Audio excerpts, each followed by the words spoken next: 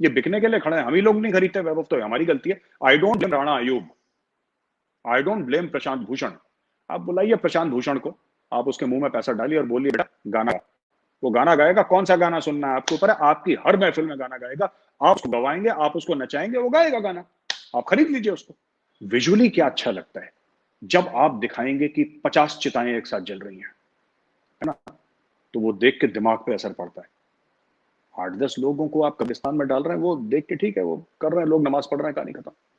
आप ठोकते रहो और वेट मत करो कि जॉर्ज सोरोस कुछ करे, कि अगर वो आज की तारीख में इनोसेंट है तो आप ये वेट मत करिए कि कल जाके हमारे उसको आज जाके ठोक दो। साफ सीधी बात दोस्त, you have to show your iron fist. पर जब भी ये लोग ऐसा लगता है ना कि ये और नहीं गिर सकते, तभी सरप्राइज कर देते हैं देश को कि हम और गिर जाएंगे। अब देखिए छोटी सी बात, अरविंद केजरीवाल जी का एक ट्वीट आया कि प्रधानमंत्री जी देश में ऑक्सीजन नहीं है। अबे तुम क्या कर रहे हो, देश में ऑक्सीजन नहीं है तो तुम्हारे पास पैसे नहीं है, तुम्हारे पास हेल्थ मिनिस्टर नहीं है, तुमने क्या करा? कंप्लेन करने के अलावा, रोने के अलावा, विक्टिम कार्ड प्ले करने के अलावा और 150 करोड़ रुपए की एड्स देने के अलावा तुमने क्या करा ऑक्सीजन का? जब तुम्हें पहले से पता था, जनवरी में तुम्हें प्राइम मिनिस्टर फंड से पैसा दिया था, what the hell have you done as the chief minister, you tell me this यार। फिर आपने मुफ्त में ऑक्सीजन क्यों नहीं दी जब आप मुफ्त में सब चीजें देते हो? आप देना नहीं चाह रहे, आप देना नहीं चाह रहे क्योंकि आपका पॉलिटिकल एजेंडा है। इनको आप राणा अयूब को बुलाइए, उसको पैसा दीजिए, राणा अयूब पाकिस्तान के खिलाफ जहर उगलेगी। ये प्रोफेशनल, जैसे प्रोफेशनल रुदाली होते हैं ना, उसी प्रकार से वैभव प्रोफेशनल जहर उगलने वाले भी होते हैं, और राणा अयूब टाइप के लोग हैं, ये प्रोफेशनल जहर उगलने वाले लोग हैं। और अब तो क्लोजेट में, they have come out of the closet, they are open jihadis, but jihadis with a conscience that is flexible. तो हमें इसका फायदा उठाना चाहिए। मुझे तो बहुत अच्छा लग रहा है कि राणा अयूब जैसे लोग हैं, which means they are purchasable commodity. Akshar Patel हो गया, ये जितने भी ये सो कॉल्ड ह्यूमन राइट के सो कॉल्ड लिबरल्स हैं, these are all purchasable commodity. सब मैं कसम खा रहा हूं भोले शंकर की, मैं तो पतंग उड़ा दूं, इनको पता न लगे कहां से मिसाइल आई और कहां गई। Aim is to shock you. कैसे? मर जाओगे, आग लग जाएगी, बर्बाद हो जाएगा। वो जो एक्सपर्ट था जो लाए थे शो में, सिक्योरिटी एजेंसीज को उसको उठा लेना चाहिए था, उसको उठा लेना चाहिए था कि भैया तुमने बोला था इतने लोग मरेंगे, अभी तक नहीं मरे, तुमने ये चीज फैलाई है, इसके ऊपर केस करो, उल्टा लटकाओ उसको, 4 जूता मारो उसको। हैशटैग चल रहा है इंडियन वेरिएंट, आपने देखा होगा, Indian variant, Indian virus. Chinese virus जैसी आपने बोला तो वो रेसिज्म हो जाती है सब, क्योंकि चाइनीज झेलते नहीं है। अब ये इंडियन वेरिएंट हो गया, ये ओके है, राइट, लेकिन चाइनीज वायरस ओके नहीं है। तो आप ये समझिए कि आपके ऊपर एक 5th जनरेशन वॉरफेयर की जंग आपके ऊपर डाली गई है, मुसल्लत करी गई है ना। आप नीड टू बी अग्रेसिव। ये देश के खिलाफ जो बोलते हैं ना, देश के खिलाफ काम करते हैं, हम लोग एक्शन नहीं लेते। They take our decency for granted, and why decency? It's weakness, ये कमजोरी है हमारी, कमजोरी नहीं होनी चाहिए यार। ये देश तो हमारा है ना यार, this country is ours, Bharat तो हमारा है, और भारत भारत हमारा रहे और भारत मजबूत रहे, ये जिम्मेदारी किसकी है? ये जिम्मेदारी आपकी और मेरी है। जय हिंद दोस्तों, आप देख रहे हैं डिफेंसिव ऑफेंस और मैं हूं वैभव। आज हमारे साथ मेजर गौरव आर्य है और हम मेजर गौरव आर्य से बात करेंगे। एक तो कुछ पेंडेमिक से जुड़ी हुई बातें करेंगे कि जिस हिसाब से पेंडेमिक चल रहा है और उसकी जिस तरह से कवरेज की जा रही है स्पेशली वेस्ट में, उसके पीछे क्या रीजंस हैं और क्या बातें हम उनसे बात करेंगे। Welcome sir. Thank you very much, thank you very much Vaibhav, thank you sir.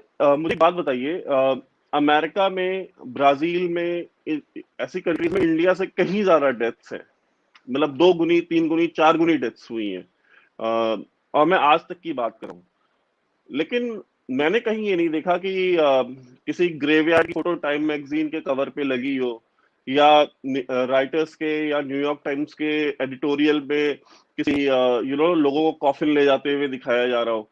लेकिन इंडिया में हम देखें कि इंडिया में जो सेकेंड वेव आई है उसके बाद जो पूरा कवरेज है, मतलब इतना इनह्यूमेन और इतना बेशर्मी भरा, और उसको लिखने वाले जो है वो आर्टिकल्स वो इंडियंस हैं, राणा अयूब टाइप के लोग जो इस पे लिख रहे हैं इन पब्लिकेशंस में।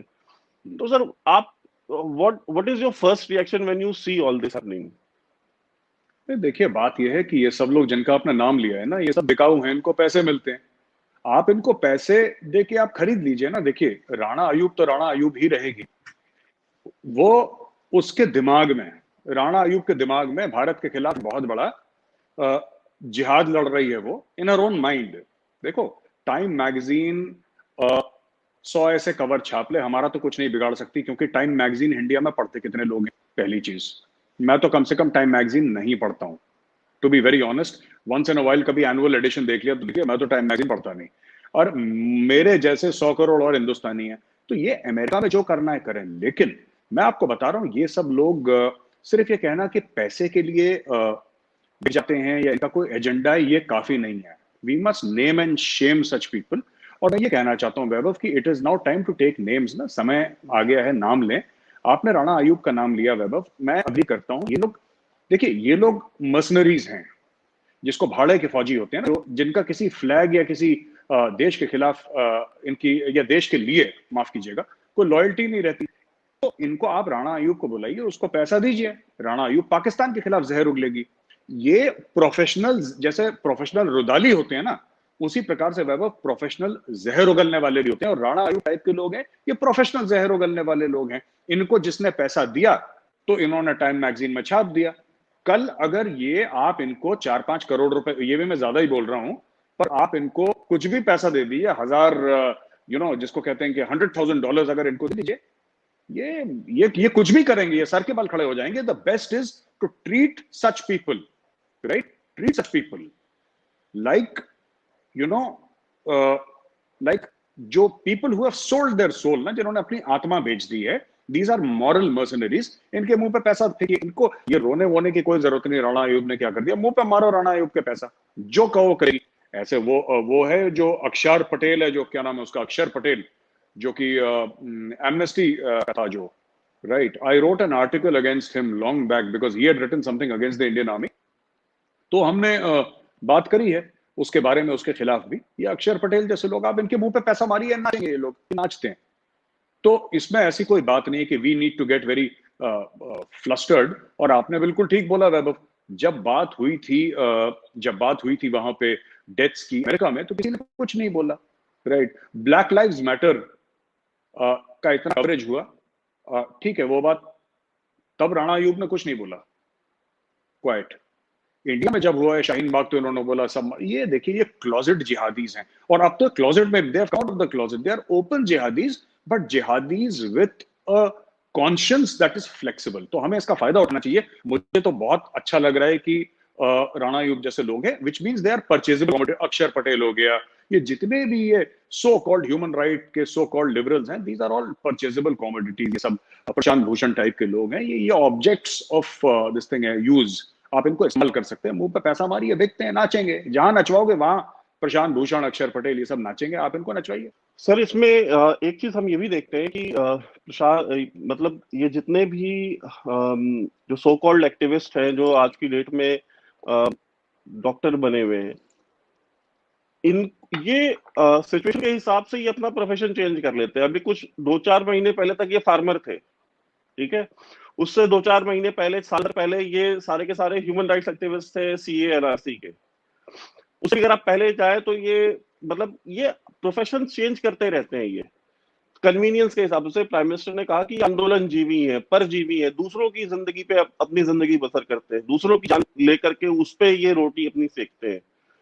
तो व्हाट डू यू थिंक कि इस तरह के जितनी ये पूरी लॉबी है, जिनको जॉर्ज सोरोस, जिसे कहा गया कि इसने $1 बिलियन का फंड बनाया था, अभी कल की न्यूज है कि जो रशिया के जो अपने सिक्योरिटी चीफ हैं, उन्होंने स्टेटमेंट दिया कि सोरोस जो है, George Soros, he is behind कि इंडिया में और अमेरिका में जो डिस्टेबलाइजेशन क्रिएट किया जा रहा है, इसके पीछे जॉर्ज सोरोस है। अब $1 बिलियन अगर जॉर्ज सोरोस ने दे दिए to destabilise all the democracies which have nationalist leaders, जहां पे भी राष्ट्रवादी नेतृत्व है जिस देश में, उसको डिस्टेबलाइज करो और वहां पे लेफ्ट विंग लिबरल टाइप की गवर्नमेंट्स ले आओ। तो sir, how do you think sir, क्या इस गवर्नमेंट को उसको काउंटर करने के लिए क्या मेजर्स करने चाहिए और ये कितना जरूरी है करना? वैभव देखिए, साफ सीधी बात है, मुझे तो ये समझ में नहीं आता है कौन है जॉर्ज सोरोस। कितना बड़ा तीसमार खाना है। $1 बिलियन कितना होता है? 7,500 करोड़ रुपए होता है। ये तो कुछ भी नहीं है। This is no money. आपको क्या करना चाहिए, रादर देन कंप्लेनिंग, हम लोग पता है क्या, हम लोग कंप्लेन बहुत करते हैं, हम लोग काम कुछ नहीं करते। जॉर्ज सोरोस ने $1 बिलियन देके आप डिस्टेबलाइज करने की कोशिश करी है। आप अंबानी से बोलिए, अदानी से बोलिए, जॉर्ज सोरोस को डिस्टेबलाइज करो। ये गुजराती भाई, इसको 2 मिनट में जॉर्ज सोरोस की नानी याद आ जाएगी। जॉर्ज सोरोस की कोई कंपनी होगी ना, आप कंपनी में हड़ताल करवा दो, आप कंपनी में हड़ताल करवा दो, आप कुछ भी करवा दो, आप स्टॉक मार्केट से खेल के जॉर्ज सोरोस को बिल्कुल नीचे ले आओ। 10 चीजें हैं जो हिंदुस्तानी कर सकते हैं, क्या दिक्कत है? देखिए, बात यह है कि हमारी थिंकिंग जो है ना वैभव, आपने बोला आंदोलनजीवी, कभी ये डॉक्टर बन जाते हैं, कभी ये ह्यूमन राइट्स एक्टिविस्ट बन जाते हैं। डिमोनेटाइजेशन के वक्त ये लोग इकोनॉमिस्ट भी थे भाई, इंडिया की इकोनॉमी कैसे चल रही ये लोग बताते थे। अब कल कुछ हो जाएगा तो ये लोग फिर उसके पीछे पड़ जाएंगे। तो they live from agitation to agitation. आपको देखिए, जो इनका मैं आपको बताता हूं, 2-3 चीजें आपको समझनी पड़ेंगी। पहली चीज तो ये है कि इसके पीछे चाइना है। जॉर्ज सोरोस कभी ये कोशिश नहीं करेगा कि चाइना या रशिया को डिस्टेबलाइज करने की कोशिश करे, वो कर नहीं सकता। उसका रीजन है, एक तो मुझे नहीं पता कि जॉर्ज सोरोस के तार कहां तक जाते हैं, पहली बात यह है, let's be very honest about it. दूसरी चीज ये है कि एक बार हुआ था ना, टेररिस्ट आउटफिट थी, कहां, लेबनान या कहीं थी मिडिल ईस्ट में। एक बड़ी फेमस स्टोरी है, और मैं दर्शकों के लिए बता दूं कि वहां पे एक रशियन डिप्लोमेट को उन लोगों ने किडनैप कर लिया, और फिर रशिया से बोला कि जो तुमने हमारे टेररिस्ट जो पकड़ रखे हैं, आप उनको छोड़िए वरना आपके डिप्लोमेट को मार देंगे। रशियंस ने क्या सिंपल सी चीज करी, रशियंस ने वो जो टेररिस्ट था उसका घर ढूंढा, उसके बाप के घर गए जहां पे उसका बाप रहता था, और एक पैकेट भेजा इनको। ऐसी कोई स्टोरी है, मुझे ठीक से याद नहीं है, बट ऐसी स्टोरी हुई थी। वो टेररिस्ट को एक पैकेट भेजा, टेररिस्ट में, उस पैकेट में वो जो टेररिस्ट था उसके अंदर उसके बाप का कटा हुआ हाथ था। तो टेररिस्ट घबरा गया। रशियंस ने बोला कि 24 घंटे के अंदर हमारे डिप्लोमेट को छोड़ो, वरना अगली बार तुम्हारे अबू का सर आ रहा है इसके अंदर, हम सर काट के भेजेंगे। ये कभी, देखिए, India is a soft state. लोग क्या सोचेंगे, टाइम मैगजीन के कवर में क्या छपा, वॉशिंगटन पोस्ट ने क्या बोला, न्यूयॉर्क टाइम्स, आपने कभी चाइनीज और रशियंस को देखा ये बोलते हुए कि न्यूयॉर्क टाइम्स में क्या छपा है? उनको ना समझ में आती इंग्लिश, ना उनको कोई कंसर्न है। इसीलिए जॉर्ज सोरोस का सिर्फ एक ही इलाज है, जॉर्ज सोरोस आपको डिस्टेबलाइज कर रहा है, उसके पहले वो करे, आप उसको कर दो डिस्टेबलाइज। आपके पास पैसे की कमी है क्या? एक तो इंडिविजुअल है जॉर्ज सोरोस, बजा दो उसका बैंड, भेजो यहां से लोग। इतना जॉर्ज सोरोस की जिंदगी में इतना तेजाब घोल दो वैभव कि वो सवेरे उठे तो उसके मन में दहशत हो। साफ सीधी बात है, that is what we should do. मैं होता ना, मेरे हाथ में कुछ होता, मेरे हाथ में अथॉरिटी होती है, जॉर्ज सोरोस का नामो निशान मिट चुका होता, अभी तक ये सब पे आ चुका होता, he would have declared bankruptcy इसके दफ्तरों में। ठीक है, आप साइबर अटैक्स करवाओ, इसकी ईमेल आईडी से लेकर, इसके फोन से लेकर, इसकी हर चीज हैक करवाओ, इसके ऑफिस में पैसे देकर आप हड़तालें करवाओ, इसकी फैक्ट्रीज में यूनियन बनवाओ, ये यहां जहां जाता है इसके लिए इतना कलेश कर दो कि ये चुपचाप, ये थोड़ा सा देखिए, ये सपोर्ट करता है ना इन सब लोगों को कि इसको पैसा दे दो, ये पैसा दे दो। ये पैसे कहां से आते हैं? किसी ना किसी बिजनेस से आते हैं, जिसको पंजाबी में कहते हैं ना, आप इसके जिंदगी में इतनी खप डालो ये सीधे ना चल पाए। Offence is the best defence. आप ठोकते रहो और वेट मत करो कि जॉर्ज सोरोस कुछ करे। आपको पता है कि अगले साल हमारे खिलाफ जॉर्ज सोरोस कुछ कर सकता है, वो इनोसेंट है, आज की तारीख में वो इनोसेंट है। फॉर एग्जाम्पल, एक उदाहरण दे रहा हूं कि अगर वो आज की तारीख में इनोसेंट है तो आप ये वेट मत करिए कि कल जाके हमारे, उसको आज जाके ठोक दो, उसको ऐसा कर दो कि व्हील चेयर में आ जाए जॉर्ज सोरोस। सबका यही इलाज है, people must see India's violent face. हम लोग ये योगा, ये क्लासिकल म्यूजिक, बॉलीवुड, हम लोगों ने यही सॉफ्ट चेहरे दिखा रखे हैं। That is why people take us for granted. भेजिए 2-3 टीम्स वहां पे, ये सब लाइन पे आ जाएंगे, मैं बता रहा हूं। ये और ये करते हैं लोग। China does it, Russia does it, आप भी कर दीजिए। आपके पास तो रशिया से ज्यादा पैसा है, your defence budget is 20-25 billion more than Russia. आपके पास क्या दिक्कत है? आप कर दो जॉर्ज सोरोस को, और नॉट डिप्लोमेटिकली, नॉट बातचीत करके, न्यूयॉर्क टाइम्स में एडिटोरियल करके नहीं, I am talking about executive action. उसकी फैक्ट्रीज में हड़ताल करवा दो जॉर्ज सोरोस, साइबर अटैक्स करो, उसके ऊपर रोज हमला होना चाहिए, चाहे वो घुटने पे आके आपसे माफी मांग ले, ठोकते रहो उसको, जॉर्ज सोरोस को, अपने आप जमीन पे आ जाएगा। सबके सब वी आर, ये सब लोग क्यों फायदा उठाते हैं वैभव, मैं बताता हूं। एक आपको अभी मैं एक चीज बताता हूं। ये देखिए, मेरे पास एक रिपोर्ट आई है, ये देखिए, ये हिंदू न्यूज़पेपर जो है, हिंदू न्यूज़पेपर में पीरजादा आशिक है इनका, हो सकता है कि श्रीनगर का इनका रिपोर्टर हो, पीरजादा आशिक उसका नाम है। उसने, मैं आपको भेजूंगा और मैं चाहता हूं कि आप इसको दिखाएं वैभव, आप इसको दिखाएं। उसने कोविड के बारे में रिपोर्ट लिखी है, that he said syringes filled with COVID shield vaccine for COVID-19 lie on ice box at a primary health center in Srinagar, Indian controlled Kashmir. He is using the term Indian controlled Kashmir। बंदे का नाम है पीरजादा आशिक। अब ये क्या करेगा? Human rights और freedom of speech, अभी वो करेक्ट कर दिया, मैं आपको दोनों भेजूंगा, करेक्टेड भी और पुराना वाला भी। ह्यूमन राइट्स का वास्ता देखे, मैं बेचारा, मैं विक्टिम, इसका वास्ता देखे, और आपको फ्रीडम ऑफ स्पीच का वास्ता देखे, ये हिंदुस्तान की जड़ें खोद रहे हैं, क्योंकि हम लोग कोई एक्शन नहीं लेते। हम कहते हैं ठीक है फ्रीडम ऑफ स्पीच, भैया अगर फ्रीडम ऑफ स्पीच और इतना आपको डेमोक्रेसी करनी है देश में, फिर ये दीमक किले का दरवाजा अंदर से खोले और आपको हार्म करेंगे, और यही होता आ रहा है। वैभव, एक और चीज मैं कहना चाह रहा हूं, मुझे नहीं पता कि ये क्वेश्चन आपके पास है कि नहीं, लेकिन मैं एक बात कहना चाह रहा हूं, आपने एक बात नोट करी होगी, ये जब इन्होंने ये बात बोली थी कि डिमोनेटाइजेशन हुआ है, नोटबंदी जब हुई है, तो लोगों ने बोला कि 100 लोग, 500 लोग, 1000 लोग, पता नहीं कितने लोग इन्होंने मार दिए, राइट? अचानक कुछ समय के बाद इन्होंने डिमोनेटाइजेशन के बारे में बात करना बंद कर दिया, ठीक है? फिर इनको एक नया भूत सवार हुआ, सीए एनआरसी का। इन्होंने बोला साहब 5-10 करोड़ मुसलमानों को देश से निकाल देंगे, ये हो जाएगा, वो हो जाएगा। खूब इन्होंने हल्ला करा, खूब बॉलीवुड के थके हारे सेकंड थर्ड ग्रेड के एक्टर्स यहां पे आए, खूब स्पीचेस दी, अपने कुछ मीडिया वाले भी आए यहां पे, खूब स्पीचेस दी, ठीक है? अचानक आप देखिएगा, जैसे सुबह आते हुए ओस चली जाती है, ये लोग गायब हो गए। उसके बाद इन्होंने किसानों को पकड़ लिया, साहब इतने किसान मर गए, याद है लोग कह रहे थे कि किसान मर रहे हैं, इतने शहीद हो गए, पता नहीं अजीब अजीब सी बातें, अचानक किसानों की बात। मैं आया अपने फादर को वैक्सीनेट करवा के, वैभव 1-2 दिन पहले की बात है, क्योंकि मुझे पता था कि 1 तारीख के बाद फिर भीड़ होने वाली है, वो अबव 18 सबको वैक्सीनेट कर रहे हैं। तो मैं फादर को ले गया गाजियाबाद में, एक हॉस्पिटल है गाजियाबाद में, मैं ले गया, तो वहां पे मैं ले गया। तो जब मैं वापस आ रहा था, तो यूपी गेट गाजीपुर बॉर्डर के पास, वहां पे किसानों अभी भी बैठे हुए, किसान ना वहां पे बैठे हुए हैं, वो जिन्होंने भड़काया किसानों को, वो लीडर वो कहाँ है?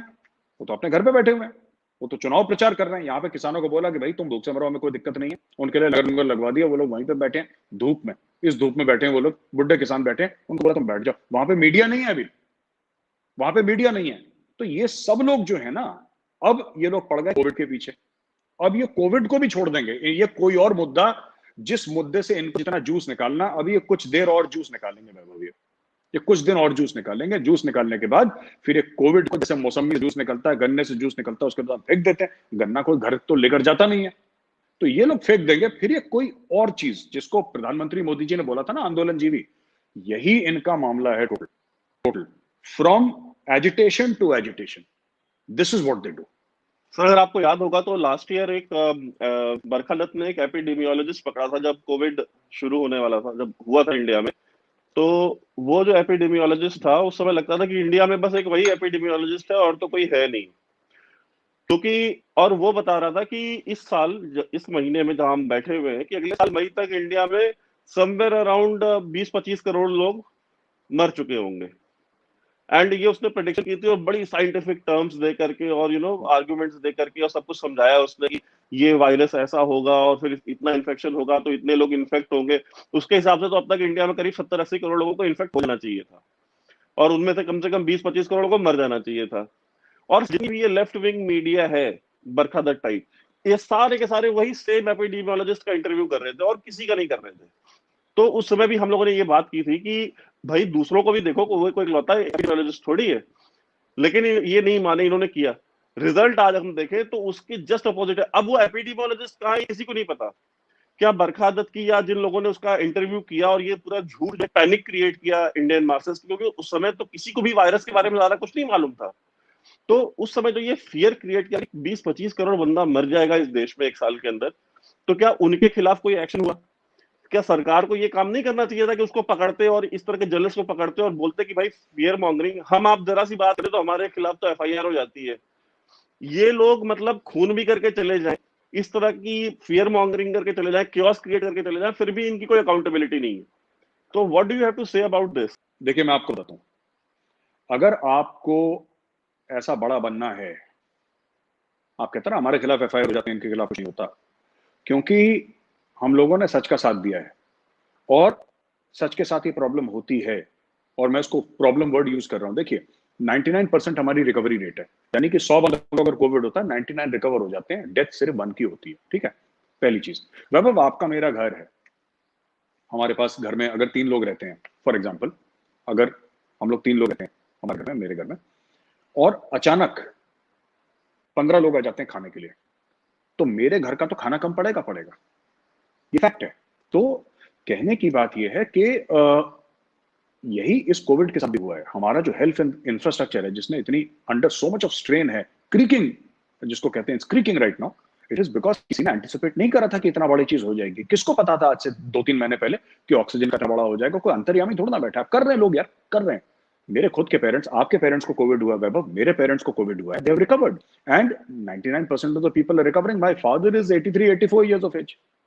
He is a diabetic, he is a heart patient, he has recovered from COVID. या तो ऐसी बात नहीं है, लोग रिकवर कर भी रहे हैं कोविड से, और 99% लोग रिकवर कर रहे हैं। WHO कह रहा है कि 99% इंडिया में रिकवर कर रहे हैं। लेकिन आपको क्या है, जो आप कहते हैं ना कि ये इस तरीके का ये बंदा लेकर आए, जो एक्सपर्ट अपने आप को, चाहे बरकत कोई और भी लेकर आया है इनको, देखो, aim is to shock, aim is to shock you. कैसे? मर जाओगे, आग लग जाएगी, बर्बाद हो जाएगा। जैसे कि क्या बोला था याद है, महबूबा मुफ्ती ने क्या बोला था? 370 हटाओगे तो खून की नदियां बहेंगी। हिंदुस्तान के तिरंगे को कोई कंधा देने वाला नहीं होगा, कोई झंडा उठाने वाला नहीं होगा, बारूद के ढेर पे बैठेगा हिंदुस्तान, एक चिंगारी लगेगी, हिंदुस्तान में खून की नदियां। आपको याद होगा ये सब इन्होंने बोला था। अच्छा, ये दोनों ने मिलकर हटा दिया 370, प्राइम मिनिस्टर मोदी और होम मिनिस्टर अमित शाह ने हटा दिया ना 370। क्या हुआ? कुछ हुआ? कुछ भी नहीं हुआ। डिमोनेटाइजेशन से बोला सब डिमोनेटाइजेशन हो गया, देश की अर्थव्यवस्था बैठ जाएगी। क्या हुआ? कुछ भी नहीं हुआ। सीए एनआरसी में सारे मुसलमानों को यहां से निकालने की साजिश है। कौन? एक मुसलमान भाई हमारा निकला, एक मुसलमान बहन हमारी निकली देश से? नहीं निकली। तो ये लोग, देखिए, बात पता है क्या है, इनको भी पता है कि इनका झूठ पकड़ा जाएगा, लेकिन जब तक इनका झूठ पकड़ा जाता है तब तक वैभव डैमेज हो चुका होता है, नुकसान देश को हो चुका होता है। इनका यही एम है कि आपको इतनी एक क्रूअल बात बोलेंगे आपके मुंह पे, ये आपको इतनी अजीबोगरीब बात बोले कि जैसे किसी ने मुंह पे थप्पड़ मार दिया, तो आप उसकी तरफ देखना शुरू हो जाएंगे, किसने मारा, क्या हुआ, ये आप भटके रह जाएंगे। इनका एम ये, इनका एम कभी सच बोलना था ही नहीं। अगर एक बात बताइए, आप ये कहते हैं कि देश में 25 करोड़ लोग मर गए या मर जाएंगे, हमारे देश में 25 करोड़ लोग, जब तक आप ये नहीं बोलेंगे वैभव, तो आपकी न्यूज, जिस आप वेब पोर्टल के लिए काम करते हैं, आपकी बिकेगा कैसे माल यार? ये तो जो संतरा बेचने वाला होता है यही बोलता है ना कि देश का सबसे अच्छा संतरा मैं बेच रहा हूं। ये माल बेच रहे हैं, इनका खबर से कोई लेना देना नहीं है, इनका खबर से कोई लेना देना नहीं है वैभव। तो ये लोग उदासीनता बेचते हैं, ये लोग मौत बेचते हैं, ये लोग, this is called vulture journalism. Vulture journalism है ये। और किसी बड़े फेमस एक जर्नलिस्ट ने बोला नहीं था, लाइक वल्चर्स, जब कोई मरता है तब हमारा धंधा शुरू होता है। आप अगर ये लोग सब जिनका आपने नाम लिया भाई, अगर ये लोग पॉजिटिव स्टोरी दिखाने लगे, इनकी दुकान कल बंद हो जाएगी। इनको बोलना पड़ेगा कि 25-30 को मरने वाले हैं, कल ही बताएंगे, आज रात मरने वाले हैं, सारे वेंटिलेटर देश से खत्म हो गए, ऑक्सीजन है ही नहीं, सब भांफ रहे हैं, सबको सांस। इनको ऐसा एक माहौल बनाना पड़ेगा, तब इनका माल बिकेगा। देश को डैमेज, वो जो एक्सपर्ट था जो लाए थे शो में, सिक्योरिटी एजेंसीज को उसको उठा लेना चाहिए था, उसको उठा लेना चाहिए था कि भैया तुमने बोला था इतने लोग मरेंगे, अभी तक नहीं मरे, तुमने ये चीज फैलाई है, इसके ऊपर केस करो, उल्टा लटकाओ उसको, 4 जूता मारो उसको, वो अपनी डिग्री अपने हाथों से फाड़ देगा, अपनी जो पीएचडी उसने करी होगी या डॉक्टरेट जो करी होगी। पकड़ो उनको। देखो वैभव यार, साफ सीधी बात है, ठीक है, साफ सीधी बात दोस्त, you have to show your iron fist. ये हर समय अच्छा बन के, घर का मुन्ना बन के, घर का बालक बन के ऐसे देश नहीं चलता यार, ठीक है। पकड़ो इनको, चमका दो, पकड़ के सबके सब लाइन पे आ जाएंगे। ये क्या बकवास कर रखी है इन लोगों ने? मुझे ऐसी इंफॉर्मेशन मिली है वैभव, जब मेरे फादर, मैं खुद गया था वहां पे, ठीक है, and I am talking about 2 hospitals. My father was admitted in 2 hospitals. एक में ठीक से इलाज नहीं हुआ, दूसरे में फिर touch by the grace of God he recovered and he is back home now, he is safe. वहां पे मैं देख रहा था, लोग खबरें फैला रहे हैं और पेशेंट्स मोबाइल फोन पे सोशल मीडिया में वीडियोस देख रहे हैं लाशों के जलते हुए। आप सोचिए उनके दिमाग में क्या इंपैक्ट होगा, कितना मेंटल एग्नी। जैसे फौज में हम कहते हैं post traumatic stress, when you go through major stress in life, तो आपका दिमाग चेंज हो जाता है। फौज में हम लोग कहते हैं पोस्ट ट्रॉमेटिक स्ट्रेस सिंड्रोम। तो अब आप ये समझिए वैभव कि क्या क्या उनके दिमाग पे असर पड़ेगा और क्या उनके मनोबल पे असर पड़ेगा। देखिए, आदमी लड़ता मनोबल से है ना। इनका एम क्या है? ये जो भी पत्रकार हैं, जो राणा अयूब टाइप के ना, इनका क्या है कि देश का मोराल तोड़ दो यार, मनोबल तोड़ दो। एक बार वैभव सिंह और गौरव आर्या का मनोबल तोड़ दिया हमने, फिर लड़ने की क्षमता खत्म हो जाती है। पेशेंट जो है वो सिर्फ और सिर्फ दवाइयों से नहीं लड़ता, उसके अंदर जीने की एक इच्छा होती है, वो इच्छा से भी लड़ता है वैभव। इनका ये एम है कि उसकी इच्छा खत्म कर दो, दवाइयां काम करना बंद हो जाएंगी, देश की रेपुटेशन पे हिट करो, एक बार करो तलवार लेके देश की रेपुटेशन से, ठीक है। किसी तरीके से पुराना सिस्टम, पॉलिटिकल सिस्टम वापस आ जाए, इनके पैसे शुरू हो जाए। ये सारा का सारा पैसे का खेल है। मैं तो, अगर मुझे नहीं पता कि मोदी जी कभी ये चीज देखेंगे नहीं देखेंगे, ये प्रोग्राम हमारा, या अमित शाह जी देखेंगे, आप एक फंड बनाइए बढ़िया सा, $1 बिलियन। आपके लिए कुछ नहीं है, आपके लिए हाथ का महल है। ये जितने भी हैं टॉप 100, आप इनको खरीद लीजिए, आप इनको खरीद लीजिए, इनके गले में पट्टा बांधिए, ठीक है, और प्रधानमंत्री निवास के आगे इनको पेड़ से बांध के रखिए, जंजीरों से, कि तुम कुत्ते हो, तुम हमारे कुत्ते हो, और जब बोलेंगे बेटा भौंक, तब तुम भौंक देना, और तुम्हें हड्डी देते रहेंगे। तुम्हें हड्डी तो चाहिए, हम दे देंगे तुम्हें हड्डी। देखो, इंडिया डेमोक्रेटिक मुल्क है, चाइना की तरह में इनको गायब तो नहीं करवा सकते, री एजुकेशन कैंप में तो नहीं डाल सकते, वो अलाउ नहीं करती चीजें हमारी, हमारा हमारा कानून अलाउ नहीं करता। ठीक है, खरीद लो इनको, बिकने के लिए तो बैठे ही है, हम खरीद नहीं रहे, गलती हमारी है, पैसे वो मारो, खरीद लो। ये स्टेट के पास 100 चीजें होती हैं करने की, इस देश में पहले नहीं हुआ क्या? क्यों नहीं हुआ? हुआ है। खरीद लो इनको, खरीद के इनको पालो, ये पालो इनको, ये फिर इनको पैसे देते रहो। साहब बोल दो ये तुम्हारा टारगेट है, जब हम बोलेंगे तब तुम भौंकोगे, जितना हम बोलेंगे उतना तुम भौंकोगे, कहानी खत्म है। It's a very it's a simple transaction. देखो, इनको सुधारना, इनको सुधारना। अब देखो, लोगों ने बोला, क्या बोला लोगों ने, कि Burhan Wani is a headmaster सन, यही बोला ना, उसके ऊपर डॉक्यूमेंट्री बनाई। इंडियन आर्मी को पता था कि ये कोई हेडमास्टर वेडमास्टर क्या, कि ये सुधरने वाला नहीं है। 19 बटालियन राष्ट्रीय राइफल्स गई साउथ कश्मीर में, उनको पता लगा, उन्होंने बुरहान को ठोक दिया, कहानी खत्म हो गई, राइट। अब ये जो हैं, ये तो टेररिस्ट ही हैं ये सब लोग, पर इनके खिलाफ आप वायलेंस तो नहीं कर सकते। ना मैं रिकमेंड करूंगा, ना मैं सजेस्ट करूंगा कि किसी भी हिंदुस्तानी शहरी के खिलाफ, जो कि खुद वायलेंस नहीं करता, उसके खिलाफ स्टेट वायलेंस करे। I don't support this. आप वायलेंस मत करिए, लेकिन you can always bye their loyalty. ये बिकने के लिए खड़े हैं, हम ही लोग नहीं खरीदते वैभव, तो हमारी गलती है। I don't blame Rana Ayyub, I don't blame Prashant Bhushan. आप बुलाइए प्रशांत भूषण को, आप उसके मुंह में पैसा डालिए और बोलिए बेटा गाना गा। वो गाना गाएगा, कौन सा गाना सुनना है आपके ऊपर है, आपकी हर महफिल में गाना गाएगा, आप उसको गवाएंगे, आप उसको नचाएंगे, वो गाएगा गाना, आप खरीद लीजिए उसको। सर हम ये भी देख रहे हैं कि इंडिया में आज जब हम हमारा बात करें, पिछले 24 घंटे में 3 लाख लोगों ने रिकवर किया है। ऑक्सीजन की सप्लाई को मेंटेन करने के लिए Indian armed forces, air force, navy और जितनी भी फोर्सेस हैं वो सारी की सारी लग रही हैं। उन्होंने ऑपरेशंस किए हुए हैं। वो दुनिया भर में जहां से भी मिल रहा है वहां से वो हजारों मेट्रिक टन वो ऑक्सीजन लेकर के आ रहे हैं। इंडिया में भी अगर हम देखें तो इंडियन रेलवेज स्पेशल ट्रेन चला रही है ताकि इन ऑक्सीजन सिलेंडर्स को, जो ये ऑक्सीजन है, इनकी सप्लाईज को मेंटेन किया जा सके और अलग अलग रिमोट एरियाज में भी पहुंचाया जा सके। लेकिन सर ये जो पॉजिटिव न्यूज है, ये बस हमें गवर्नमेंट की जो ऑफिशियल ट्विटर हैंडल्स है उन पे ही देखने को मिलती है। जो मेन स्ट्रीम मीडिया, जो कि एक तरीके से इनके गिरफ्त में है, लेफ्ट विंग के, वो इन न्यूज को प्रोपेगेट नहीं कर रहा है कि ये कितनी ऑक्सीजन सप्लाईज जा रही है, ये और इंडियन आर्म्ड फोर्सेस का इसमें क्या रोल है। तो कहीं ना कहीं और गवर्नमेंट भी, मैं इस चीज में कहता हूँ गवर्नमेंट भी रिस्पॉन्सिबल है कि गवर्नमेंट के मिनिस्टर्स जो है वो मिनिस्टर्स भी आकर के इन चीजों को प्रेस कॉन्फ्रेंसेस करके नहीं बता रहे हैं। वो उन्होंने एक लगा दिया कि हेल्थ सेक्रेटरी है, वो हेल्थ सेक्रेटरी जो है डेली ब्रीफिंग करेगा, वो अपडेट करेगा। अब एक हेल्थ सेक्रेटरी ने कह दिया कि अगर आप घर में भी अब आप मास्क लगाएं। कोई गवर्नमेंट ऑफिशियल था, उसने प्रेस कॉन्फ्रेंस में बोल दिया घर के अंदर भी मास्क लगाएं। अब ये कितना इररिस्पॉन्सिबल स्टेटमेंट है। और ये इररिस्पॉन्सिबल 2-3 लेवल पे है। एक तो जब आप ये कहते हैं कि आप घर में भी मास्क लगा के बैठे, तो घर वाले ये सोचेंगे ना कि यार गवर्नमेंट का मतलब है कि अगर हमें घर में भी मास्क लगाना है, तो आप एक आम आदमी की साइकी को समझिए कि हमें घर के अंदर मास्क लगा के बैठने उनको ये बोलना चाहिए था कि अगर आपके घर में कोई पॉजिटिव है तो आप सब जितने भी फैमिली मेंबर्स हैं वो सारे मास्क लगाएं और जो सोशल डिस्टेंसिंग मेंटेन रखें। आप कैजुअली बोल देते हैं। तो गवर्नमेंट को भी सर ये नहीं करना चाहिए कि अगर वो पब्लिक रिप्रेजेंटेटिव होता, कोई पॉलिटिशियन होता, वो ये बात कभी नहीं कहता, बिकॉज वो उसके रेमिफिकेशंस को समझता। वो पब्लिक डीलिंग करता है। ब्यूरोक्रेट्स तो पब्लिक डीलिंग नहीं करते। वो ऊपर से ये जो रायसीना हिल्स में बैठते हैं वो तो बिल्कुल ही नहीं करते। तो sir do you think government की भी इसमें गलती है कि गवर्नमेंट ने सही पॉलिसी अप्रोच मीडिया का वो नहीं अपनाया, जिसकी वजह से जो इतना ये केओस और इतनी कंफ्यूजन हो रही है? पहली चीज। सर क्या हमने ये चीज एक्सपीरियंस पास्ट में की है? जब हमको याद होगा जब बालाकोट एयर स्ट्राइक हुई थी, उसके बाद कितना मिसमैनेजमेंट हुआ था मीडिया का नेशनल और इंटरनेशनल लेवल पे गवर्नमेंट की तरफ से। देखिए, मैं आपको बताता हूं कि दे मस्ट रियलाइज और सरकार, मैं तो इसके ऊपर बोलता रहता हूँ, और मुख्तलिफ जो सीनियर हमारे अलग अलग किस्म के जो सीनियर जनरल्स हैं, उनके जो वेटरन्स हैं, रिटायर्ड हैं, वो भी कई बार ये बात कह चुके हैं। तो मैं जो बात कहने वाला हूँ वैभव, वो नई नहीं है, लेकिन ये मेरे दिल के बड़े, देखिए, एक वी आर फेस्ड विथ जिसको हम कहते हैं non kinetic non contact warfare, right.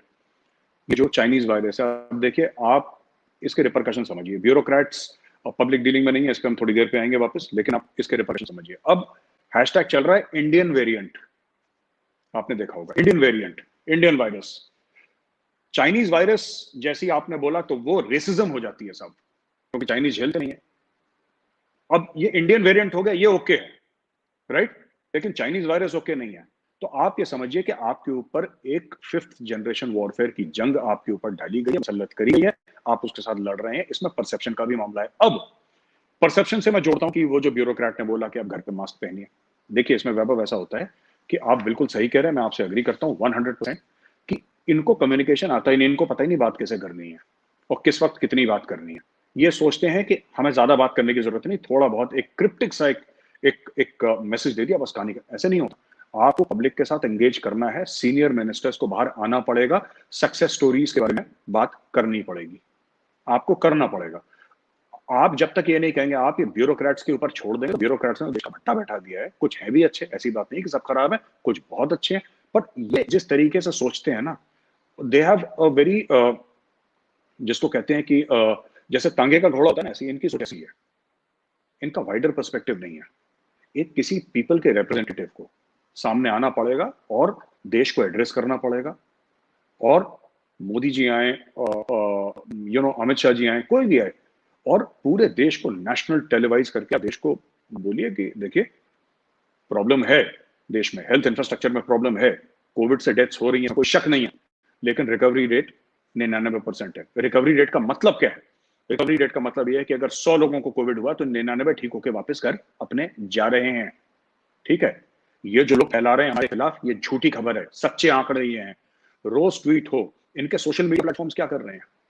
इनको सोशल मीडिया पे शॉर्ट क्लिप्स बनानी चाहिए जो कि जीत दिखाएं। यू शो इंडियन एयरफोर्स के प्लेन्स जो हैं वो लैंड कर रहे हैं, टेक ऑफ कर रहे हैं। ठीक है, ये हमारा काम नहीं है, हम तो कर ही रहे हैं, हम तो नागरिक हैं, तो हम ये समझते हैं कि देश के लिए हमारी एक जिम्मेदारी है। मेरे भी फैमिली में, मेरे खानदान में लोग इस वाली कोविड वेव में मरे हैं, they have lost their lives, पर मैं तो देश को ब्लेम नहीं कर रहा, मैं तो चिताओं की फोटो नहीं डाल रहा, मैं तो लाइव नहीं हो रहा ना शमशान घाट से, मैं भी मीडिया में काम करता हूं। मैं क्या करूं? मैं अर्नब गोस्वामी को बोलूं कि अर्नब भाई मुझे जाना है, 2 कैमरा दे देना, मैं भी जरा शमशान घाट से लाइव होता हूं। I will not do that यार, दिस इज माई कंट्री, ये मेरी जिम्मेदारी है। ये सिर्फ मोदी जी की, अमित शाह का देश नहीं है यार, ये मेरा तुम्हारा देश भी है। ये हमारी जिम्मेदारी है कि हमारे देश की क्या रेपुटेशन आगे जा रही है। Even I have lost near and dear ones यार, हमारी एक्सटेंडेड फैमिली में, not in my immediate family, but in my extended family, people have died, and we have a lot of pain. I have seen my parents grieving for them. तो पर ये यार, ये देश तो हमारा है ना यार, this country is ours, Bharat तो हमारा है, और भारत हमारा रहे और भारत मजबूत रहे, ये जिम्मेदारी किसकी है? ये जिम्मेदारी आपकी और मेरी है।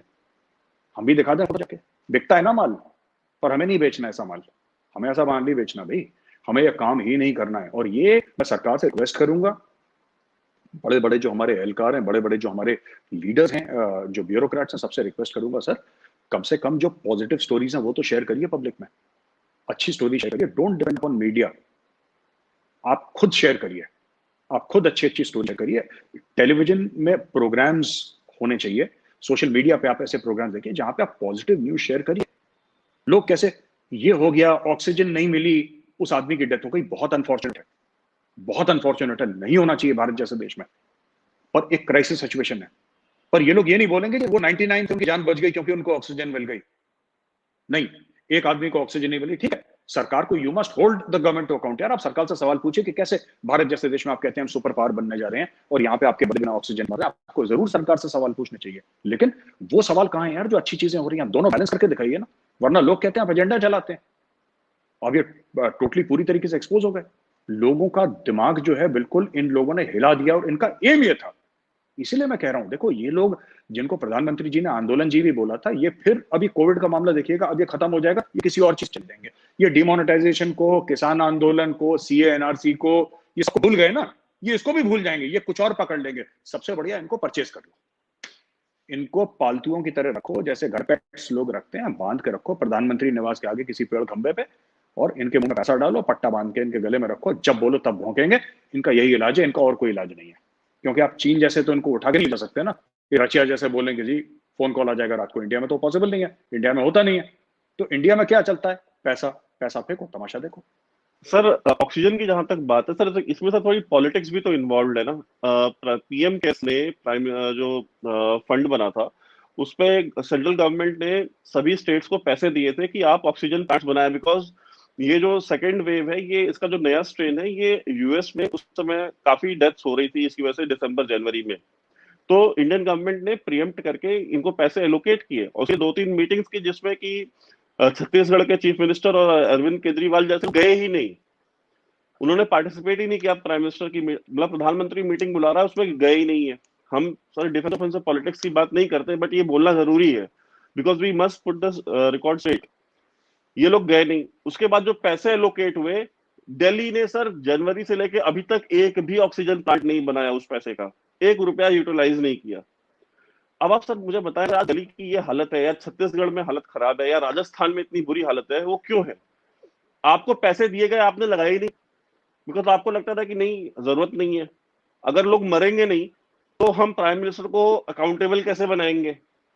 तो सर ये जो पॉलिटिक्स चल रही है कि मतलब आप अपने ही वोटर्स के, अपने ही राज्य के लोगों की जान से आपको कोई प्रेम नहीं है, बस कैसे भी करके एक बंदा जो ऊपर बैठा हुआ है आपको उसको नीचे खींचना है।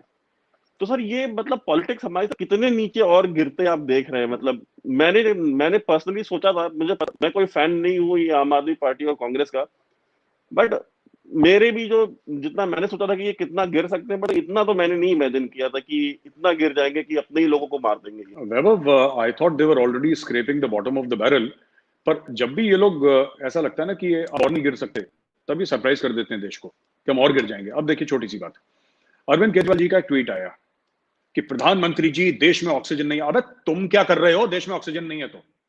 तुम्हारे पास पैसे नहीं है, तुम्हारे पास हेल्थ मिनिस्टर नहीं है? भाई आम आदमी पार्टी का हेल्थ मिनिस्टर है, आम आदमी पार्टी का हेल्थ का बजट है। तुमने क्या करा? कंप्लेन करने के अलावा, रोने के अलावा, विक्टिम कार्ड प्ले करने के अलावा और 150 करोड़ रुपए की एड्स देने के अलावा तुमने क्या करा ऑक्सीजन का? जब तुम्हें पहले से पता था, जनवरी में तुम्हें प्राइम मिनिस्टर फंड से पैसा दिया था, प्राइम मिनिस्टर फंड से अगर पैसा नहीं भी देते, मैं कह रहा हूं 1 मिनट के लिए पीएम केयर से तुम्हारे पास नहीं गया, गए हैं करोड़ों रुपए, पर मैं कहता हूं मान लो 1 मिनट के लिए तुम्हारे पास नहीं गया। क्या तुम्हें नहीं पता था ये प्रॉब्लम होने वाली है? जब तुम्हें क्लियर कट इंडिकेशन थे, तुम्हें लिखी गई थी चिट्ठी कि प्रॉब्लम होने वाली है, तुमने क्या करा अपने बजट का? बस कुछ नहीं करा, चुपचाप पीछे बैठे रहे। ट्वीट प्रधानमंत्री जी, ये मैं बता रहा हूं, ये लोग टिपिकल विक्टिम कार्ड, हर चीज में रोना। मुझे क्या है, देखिए बात यह है कि मैं कोई मोदी भक्त नहीं हूं, यहाँ पे वैभव मैं रिकॉर्ड पे कहना चाहता हूं, बट मैं एक चीज में बहुत क्लियर हूं अपनी लाइफ में यार, रोना गाना नहीं है boss. We have to understand as citizens, are we part of the problem or are we part of the solution? हम समस्या का हिस्सा हैं या समाधान का हिस्सा हैं? अगर कुछ नहीं कर सकते तो ट्विटर पे खप मत डालो यार, don't spoil it for everybody. ठीक है, अगर आप कुछ नहीं कर सकते तो चुप रहो, कुछ करना चाहते हो तो ठीक है, जो सरकार बोल रही है आप कोविड प्रोटोकॉल्स फॉलो करिए, घर पे रहिए, या फिर आप सरकार के साथ मिलकर, किसी एनजीओ के साथ मिलकर कुछ ऐसी एक्टिविटी करिए, राइट? ऐसी एक्टिविटी करिए जिससे लोगों का भला हो। जिसके घर में खाना नहीं है आप खाना पहुंचाइए। लोग कर रहे हैं ना ऐसा, आप क्यों नहीं कर रहे ऐसा? और ट्वीट करके प्रधानमंत्री जी दिल्ली में ऑक्सीजन, भाई तू क्या कर रहा है? तू प्रधानमंत्री से हर समय बोलता है ऑक्सीजन नहीं, ऑक्सीजन नहीं। What the hell have you done as the chief minister? You tell me this यार। भाई साहब आपने क्या करा? आप एक बात बताइए, रोने के अलावा ट्विटर पे आपने तो कुछ नहीं करा। हाय हाय ये हो गया, हाय हाय ये हो गया। अरे where is your sense of responsibility यार? कितने पैसे खर्च रहे? इनसे बोलिए कि आप जरा ये अपना अकाउंट्स दिखाएं कि आपके पास कितना पैसा आया था प्रधानमंत्री फंड से जनवरी में, या जब भी फरवरी में जब भी आया, और अभी तक आपने कितने ऑक्सीजन प्लांट्स लगाए, आपने कितनी ऑक्सीजन मंगवाई है? ट्वीट के अलावा ये लोग कुछ करने को राजी नहीं है वैभव। मैंने कभी पॉलिटिकल स्टेटमेंट दिया नहीं, ना मुझे इंटरेस्ट है बीजेपी आए, कांग्रेस आए, कोई मेरी बना से या ना आए, ठीक है। लेकिन मैं एक बात ये कहना चाहता हूँ यार, बड़ा दिल में मुझे कंप्लेंट क्या है इन लोगों से, मैं आपको बताता हूँ। ये जो पॉलिटिकल पार्टीज है, दे आर वेरी नेगेटिव। मुझे नेगेटिविटी बिल्कुल पसंद नहीं है, ना अपने जीवन में ना देश में। मुझे नेगेटिव लोग अच्छे नहीं लगते। आप ये बताइए साहब, ये समस्या है, ठीक है, हम इसके बारे में ये कर रहे हैं, सो प्रॉब्लम यार। हर चीज में हिंदुस्तान में इतने समय के बाद फाइटर जेट्स आए। आपको पता है कि we are faced with 2 nuclear armed enemies. to the east and to the west, even to the north. We have nuclear armed enemies, China and namely Pakistan. 36 Rafale का ऑर्डर आया, क्या बोला? Corruption हो गया, करप्शन हो गया, 30,000 करोड़ खा लिए। अब कोई उसके बारे में बात नहीं कर रहा 30,000 करोड़ में, क्योंकि सुप्रीम कोर्ट ने बोल दिया। झूठ क्यों बोल रहे हो तुम भाई? 1 रुपए का गबन नहीं हुआ, तुम झूठ क्यों बोल रहे हो? अब राफेल के बारे में बात इन्होंने बात करनी बंद कर दी। डिमोनेटाइजेशन में 500 लोग मर गए, 500 लोग, अब कोई बात नहीं कर रहा। किसान मर गए, हल्ला हो गया, जेनोसाइड हो गया, ठीक है। तो ये सब लोग जो हैं, ये कुछ काम नहीं करना चाहते। इनका सिर्फ एक काम है, किसी तरीके से हमें वोट मिल जाए। अरे वोट तुम्हें नहीं मिलने वाला, तुम क्यों अपना टाइम वेस्ट कर रहे हो? देश का टाइम क्यों वेस्ट कर रहे हो? तुम्हें वोट नहीं मिलने वाला, क्योंकि तुम्हारी हरकतें ऐसी हैं, राइट? एक बात बताओ वैभव, मैं एक सवाल पूछना चाहता हूं, जरा आप ही से मैं सवाल पूछ लेता हूं वैभव, है ना? इन्होंने कई हजार करोड़ रुपए खर्च कर दिए, दिल्ली की बात कर रहा हूं, मुफ्त में बिजली, मुफ्त में पानी, राइट? मुफ्त में बिजली, मुफ्त में पानी। भाई मुफ्त में ऑक्सीजन क्यों नहीं दे रहे तुम? बिजली पानी तो तुमने बड़ा मुफ्त में बांटा, तुमने बोला मुफ्त में ये दे दिया, वो दे दिया, ये है, हमने मुफ्त में ये दे दिया, अपनी बहनों के लिए मुफ्त में मेट्रो में सफर करेंगी, बस में सफर करेंगी, जिसमें भी सफर करेंगे, हर चीज मुफ्त। मुफ्त में ऑक्सीजन तुम नहीं दे रहे, क्यों नहीं दे रहे? या तो बोल दो हमारे पास पैसे नहीं है, पर तुम ये बोल नहीं सकते क्योंकि वो चीज ओपन है, सबको पता जाएगा। मैं ये जानना चाहता हूं, दिल्ली सरकार ने जिसने मुफ्त में पानी दिया है सालों से लोगों को, जो गरीबी रेखा के नीचे थे, उन्होंने मुफ्त में बिजली दी, और जो दिल्ली की लेडीज उनको बोला कि आप मुफ्त में पब्लिक ट्रांसपोर्ट यूज कर सकते हैं, मुफ्त में कितने करोड़ों रुपए बांटे, तुम लोग मुफ्त में ऑक्सीजन क्यों नहीं दे रहे? ये बताओ। और दिल्ली इतना सा है, बिलांद भर सा दिल्ली है, कुछ पॉपुलेशन नहीं है दिल्ली की, इतना सा है दिल्ली, बिलांद भर का। यहां से मेरे घर से जाओगे 40-45 मिनट में आप आउटस्कर्ट्स में पहुंच जाते हो दिल्ली के, और 1 घंटे के अंदर आप गुड़गांव एंटर कर जाते हो, ठीक है ना? मेरे घर से मैं नोएडा में बैठा हूं इस वक्त।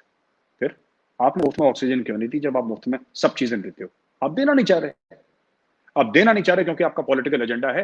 लोग मरेंगे, फिर आप वल्चर की तरह घूमोगे, फिर आप जाओगे अपने फेवरेट जर्नलिस्ट को आप भेजोगे क्रिमेटोरियम से, आप भेजोगे शमशान घाट में, वहां से लाइव करेंगे वो लोग कि देखो हाय हाय ये हो गया, यहाँ पे लकड़ी देने वाला कोई नहीं है। ठीक है, प्रॉब्लम्स हैं, मैं ये नहीं कह रहा एवरीथिंग इज परफेक्ट, मैं ये नहीं कह रहा। We are in the centre, in the middle of a national emergency. ये आपातकालीन स्थिति है, मैं कह रहा हूं, मैंने खुद देखा है। ऑक्सीजन की कमी है, ये भी सच है, हॉस्पिटल बेड्स की कमी है, ये भी सच है, लोग मर रहे हैं, ये भी सच है, लेकिन आप उसको 100 टाइम्स मैग्नीफाई करके सबके सामने ला रहे हो यार। 100 टाइम्स मैग्नीफाई कर रहे हो, 100 टाइम्स आप बड़ा कर रहे हो, सब लोगों को ऐसे बोल रहे हो कि जैसे देश खत्म हो गया। विदेशों में भी आप ये डाल रहे हो, यही बदतमीजियां कर रहे हो, तो फिर this is what is going to happen. Sir इस समय जितनी भी मीडिया है वो या तो दिल्ली के शमशान घाटों में बैठी हुई है या यूपी के शमशान घाटों में बैठी हुई है, कानपुर, बनारस, इलाहाबाद, लखनऊ, यहाँ के शमशान घाट में बैठी हुई है। अच्छा सर, मुझे ये भी नहीं समझ में आ रहा है कि ये सारे शमशान घाट में क्यों बैठे? क्या कोविड जो है वो सिर्फ हिंदुओं को मार रहा है? अगर इतने ही लोग मर रहे हैं तो क्या सारे के सारे हिंदुओं को मार रहा है, और वो सारे के सारे मतलब जो मुसलमान हैं, ईसाई हैं और बाकी है, उनको वो नहीं मार रहा?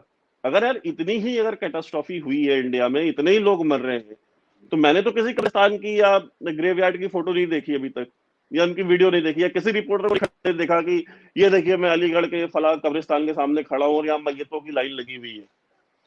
वो तो नहीं कर रही है।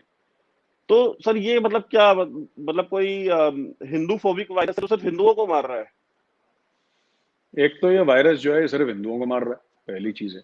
दूसरी चीज है मीडिया के सेंस में मैं आपको बताता हूँ, इसमें हिंदू मुस्लिम एंगल तो मुझे नहीं पता है, इसके बारे में मैं कमेंट नहीं करूंगा because I am not aware.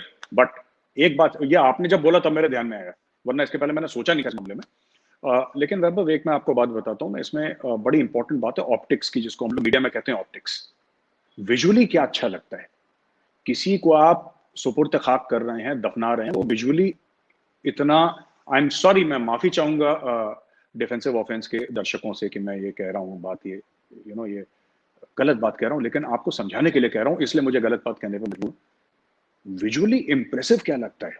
When I use the word impressive, मेरा ये मतलब नहीं है कि आप किसी को इंप्रेस, आप शॉक जब आप दिखाएंगे कि 50 चिताएं एक साथ जल रही हैं, है ना, तो वो देख के दिमाग पे असर पड़ता है। 8-10 लोगों को आप कब्रिस्तान में डाल रहे हैं, वो देख के ठीक है, वो कर रहे हैं, लोग नमाज पढ़ रहे हैं, कहानी खत्म। और आप सीन देखिए, रात का सीन है और उधर चिताएं जल रही हैं, और लोग रो रहे हैं। ये जब आप पैकेज बना के बैकग्राउंड म्यूजिक के साथ कट करके एडिट करके जब आप लोगों को पेश करेंगे ये पूरा, है ना, तो वो ऑप्टिक्स उसके क्या होंगे। ये पूरी जो एक्सरसाइज है लोगों की Vaibhav, it is meant to shock. और मैं डिफेंसिव ऑफेंस के जितने भी दर्शक हैं, मैं सबको ये बात बताना चाहता हूं, जब आप अगली बार कोई भी वीडियो देखेंगे सोशल मीडिया पर, ध्यान रखिएगा ये आपको शॉक करने के लिए है। जैसे किसी के मुंह पर थप्पड़ मार दो तो अचानक वो, जिसको कहते हैं ना, वो चौंक जाता है अचानक कि ये क्या हो गया, ये मुंह पर थप्पड़ है। ये यही कर रहे हैं, आपको ऐसी इमेजेस, आपको ऐसे वीडियो दिखाए जा रहे हैं कि आप शॉक हो जाएं। इनका एम है शॉक करने का। और ये मई के महीने के बाद ये लोग चले जाएंगे, देखिएगा ये कुछ और पकड़ लेंगे। जो आंदोलन जीवी हैं ये कुछ और पकड़ लेंगे। इनका काम है शॉक टू शॉक। डीमोनेटाइजेशन में इतने लोग मर गए, लाइन में खड़े होने से आज तक कोई मरा है? एक बात बताओ, हिंदुस्तान में तो राशन की दुकानों के आगे लाइन लगती है, हर जगह के आगे लाइन लगती है। फिर कितने लोग आपने देखे मर गए? ठीक है, किसी को हार्ट प्रॉब्लम है, किसी को कोई सीरियस प्रॉब्लम है, उसकी डेथ हो गई, वेरी अनफॉर्चुनेट, नहीं होनी चाहिए, ठीक है। लेकिन आप एक बात बताइए, इन लोगों ने कई 100 में फिगर दिए थे, कोई 300, कोई 500, कोई 400। कहाँ है वो लोग जो मरे? हमने तो नहीं देखा किसी को। भाई हम भी इसी देश में रहते हैं ना, हम तो कोई बाहर नहीं रहते, हम इसी देश में रहते हैं भाई, उत्तर प्रदेश में रहते हैं। बताइए कितने लोग मर गए? किसानों को शहीद कर दिया। कहाँ है वो किसान जिनको शहीद कर दिया? सारे मुसलमानों को एक साथ एनआरसी सीए में निकाल देंगे। किसको निकाला? एक मुसलमान का नाम बता दो, किसको निकाल दिया, बता दो ना। ये बड़े बड़े बॉलीवुड के एक्टर्स जो थे, हमारे पास कागज नहीं है तो मत लगाओ वैक्सीन, क्योंकि भाई वैक्सीन लगाने के लिए भी तुम्हें आधार कार्ड तो दिखाना पड़ेगा ना। हमारे पास तो कागज नहीं है, मेरे पास कागज नहीं, मत लगाओ वैक्सीन भाई, मत लगाओ वैक्सीन। जब कोविड होगा ना, जब कोविड सामने से आएगा, कोविड को भी यही बोल देना कि मेरे पास कागज नहीं है, देन वी विल सी। वो नहीं करेंगे। ये बड़े बड़े लोग चुपचाप जाके कागज भी दिखाते हैं, वैक्सीन भी, ठीक है। पासपोर्ट फाड़ो अपना, बाहर मत जाना कभी, देश के बाहर मत जाना। पासपोर्ट भी तो कागज है ना, तुम्हारी पहचान है, तुम्हारी आइडेंटिटी है, फाड़ दो अपने पासपोर्ट को, कहना नहीं हमारे पास कुछ, हमारे पास कागज नहीं। ये सब दोगले लोग हैं, ठीक है वैभव। इन लोगों ने यही करा है और देश में अराजकता फैलाने का। आपको लग रहा है ये जो जॉर्ज सोरोस का आपने बात करी, $1 बिलियन, ये $1 बिलियन वैभव किसमें खर्च कर रहा है वो? आप ये तो बताइए ना, किसमें खर्च कर रहा है वो $1 बिलियन? भाई आपने जब 7,500 करोड़ का एक बजट बनाया है, मैं रुपए में रफली कन्वर्ट कर रहा हूं, गिव और take a few hundred crore, आपने जो $1 बिलियन यानी 7,500 करोड़ का बजट बनाया डिस्टेबलाइज करने के लिए, वो किसी ना किसी की तो जेब में गया होगा कुछ काम करने के लिए, कि भाई तुम ये काम करो, इससे ये इफेक्ट पड़ेगा, मैं तुम्हें इतने पैसे दूंगा, राइट।